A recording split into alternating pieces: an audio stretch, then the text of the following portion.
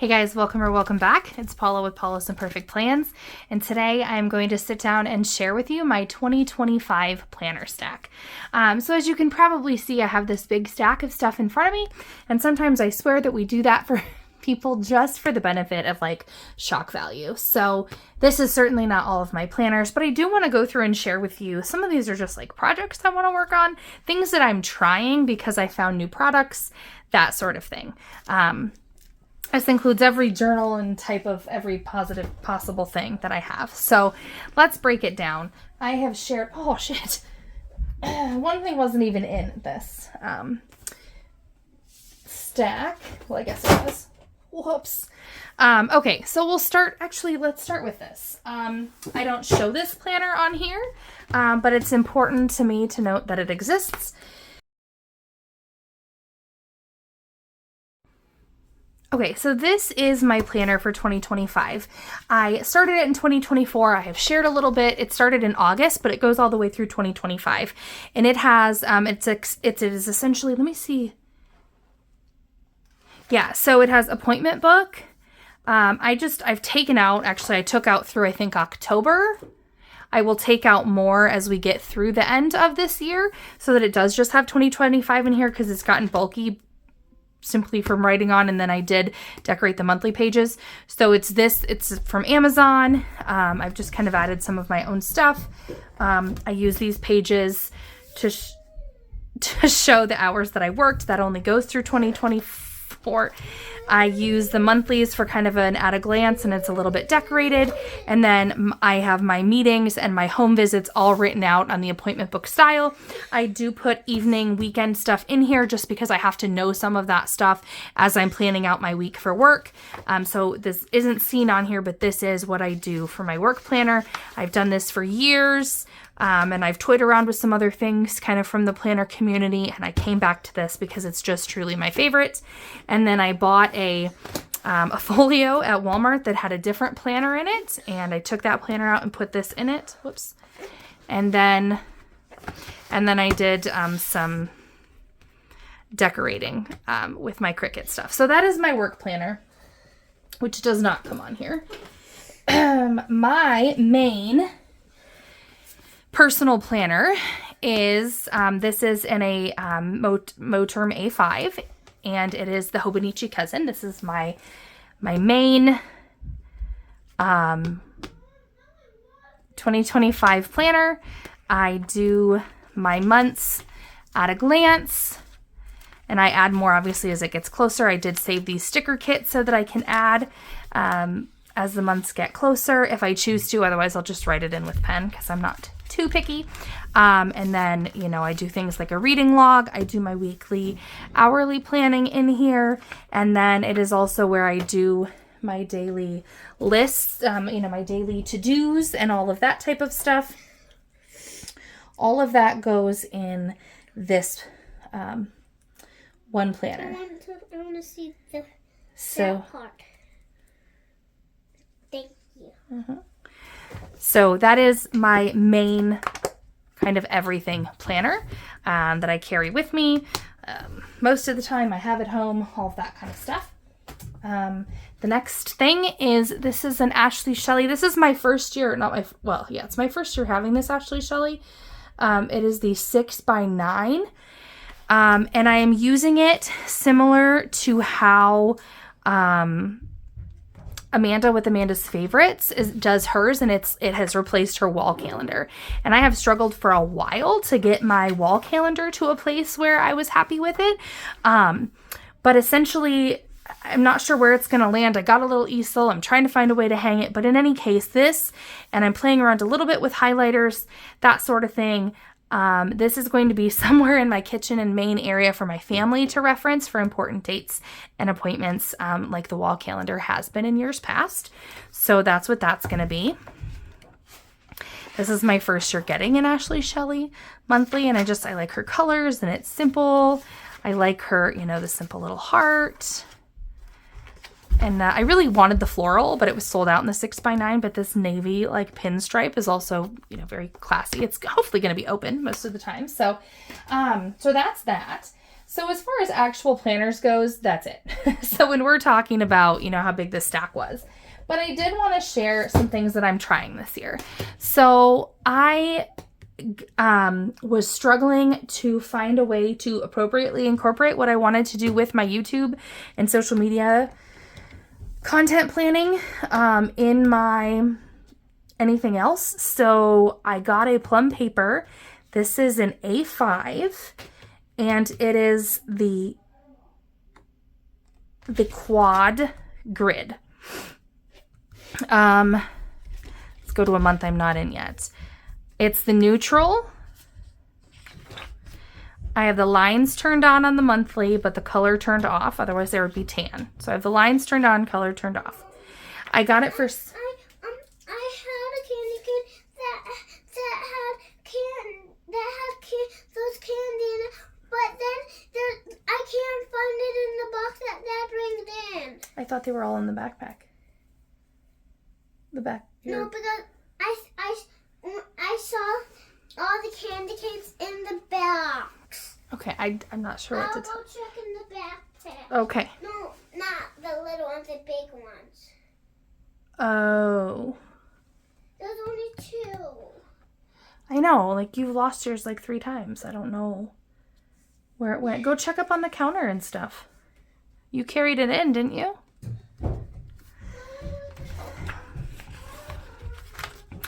The month, I can kind of see the month at an overall monthly layout to plan out my videos ahead of time. And then what I do is I highlight them once I have them scheduled.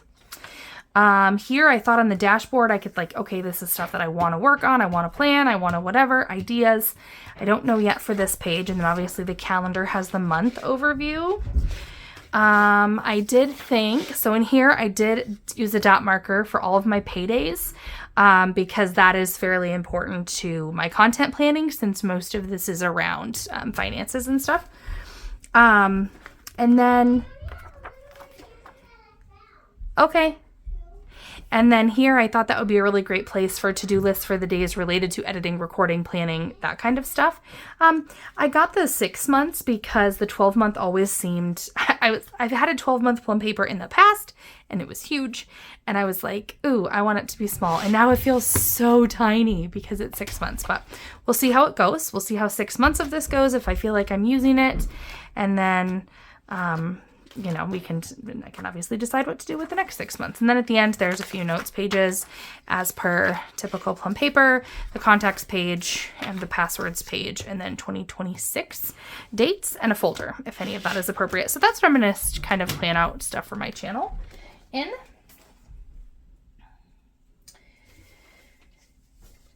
Then I did a walkthrough of this, but I'm starting out the year here in the Erin Condren Wellness Log because I want to work on some really specific goals and things that I want to focus on. So I'm going to be working on this to kind of work toward getting back into the routine that I know I need to get back into for the purposes of just my health and wellness.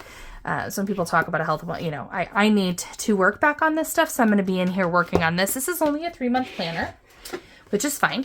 But I wanted the start of it to really give me the opportunity to set some of these goals, to create the action steps and to be specific about that. And then everybody and their brother around here does health and wellness planning in Ahobany 2 weeks. And I found on AliExpress, because I'm late to the party. But anyway, I found Kinbor planners on AliExpress. And so I got Kinbor's, version of the weeks or similar, similar to the weeks. And so I just thought I would try to do some tracking in this, related to health and wellness. I don't know who's ringing my doorbell, guys. So I have some health-related tracking that I wanted to do in these sections.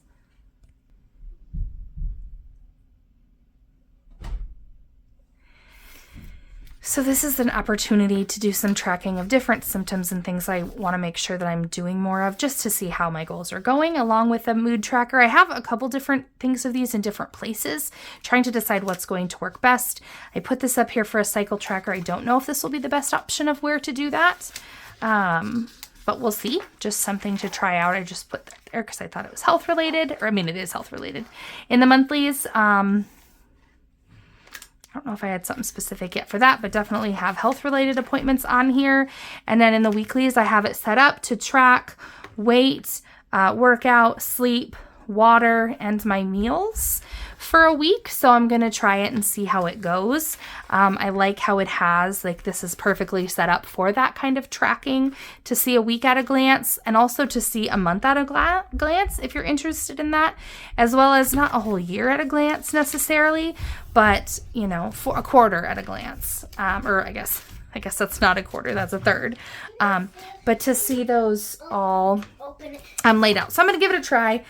It was one of those things that I've tried a week's because it's always, you know, all the rage. And I don't love the horizontal layout, but I did think it would be okay for this. And I wanted to try the Kinbors and see how they were different from the Hobonichis, as well as what I could use it for. So I was just like, what's health related? And I did like a master favorite meal list that I'm going to put on here, as well as a master grocery list to refer to. I thought, because we definitely struggle with meal planning. So that's something that I'm working on as far as health and wellness. What's next? So I set up, this is my journal. And I actually have a video that'll be coming out where I do it sort of in detail. And this is where we'll see some of the duplicates. So I have some symptom tracking and potentially cycle tracking labeled here, which is also now in that other one. A sleep tracking grid. I don't know. So this was more of just like personal development, really just working on myself and things that I need to focus on. This is a favorite, a win, whatever, probably a favorite thing or a special moment for each day that I put in the monthlies. And then, you know, I've got my sort of vision board or just motivation board. And then I'm going to put monthly highlights here, looking back, and then it's going to be my thoughts and feelings journal, kind of whatever I want, whether it's prayers or anything else, but mainly thoughts and feelings are going to go into this. And I'm still trying to work out. I also had a reading log in here, but I don't know that I need to duplicate that from my cousin. But so just some different ideas that I'll be playing with as it gets started to see what makes the most sense. This I will have with me every day along with my cousin. So this will be kind of these will be my main two pieces. I also grabbed secondhand a Hobonichi 5-year journal. It's in the A6 size, and I've never committed for 5 years to anything in my whole life, but I got this and I want to try. So I'm trying to decide a little bit if I want to, you know, if it's just what we did today, if it's just, what exactly that's going to look like as far as what's going to go in here. Then in that same vein, I grabbed this Kinbor planners, finding that, first of all, the panda is adorable. So I grabbed this in the A5 size, and I decided I wanted to try to make my own 5-year journal, because 5-year journals are just so much more than, I don't know, I don't know how I'm going to use the monthlies in it, but I did divide the specific daily page into 5 sections, and then I didn't like how I did January 1st, so I did the next ones differently.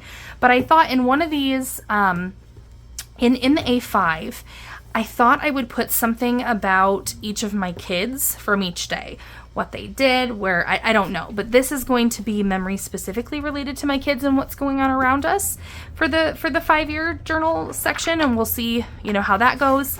And then I'm really just focusing a lot more on getting my headspace a little bit different. So working on that reflection, the gratitude, the mindfulness, that sort of stuff. And so, in my journal, it's going to be thoughts and feelings and places to kind of put that down on paper. Here, we're going to be looking at really focusing on a moment each day with my kids, which is probably going to end up being a good moment because that's usually the stuff that we want to put down. Maybe not, but also helping to process if it isn't something good that we want to put down. So I'm going to see how that goes, kind of creating my own and putting that in there. And then I thought in here, I didn't know if I wanted it to look back and be like memory keeping, like a memory, you know, what we did for the day, or focusing more on gratitude. I don't think I want to do gratitude since I'm doing like the win or the favorite in my journal. I think I want this to be memories and focusing on what we did on a particular day. So that's that. And then the last things I have here, well, I shouldn't say the last thing. I do have a B6 that I've had for a while, and it was my prayer journal, and I was super inconsistent. And I have been journaling in it at the end of the year while I wait to start my A6 on January 1st. So I've been doing some journaling. It's still here as an option for journaling should I choose to do any additional journaling. And then, or more than what's in that, or something specific to prayer and scripture. So then the last thing I got here is these, because they're adorable. I got one of each design of the A6 Kinbor planner. It is supposed to be like the Hobonichi, you know, A6. I don't want to say a dupe because it is different, right? It has some different things to it that make it its own thing. But I got 3 of them, and I really want, because again, I'm about instilling positive habits and memories with my kids. So what I want to try to do, this is my thought process. Y'all can tell me I'm nuts. It's all right. I thought for the dailies that I would give my kids, again, currently are 4, 5, and 8. 5-year-old is almost 6. So 4, almost 6, and 8.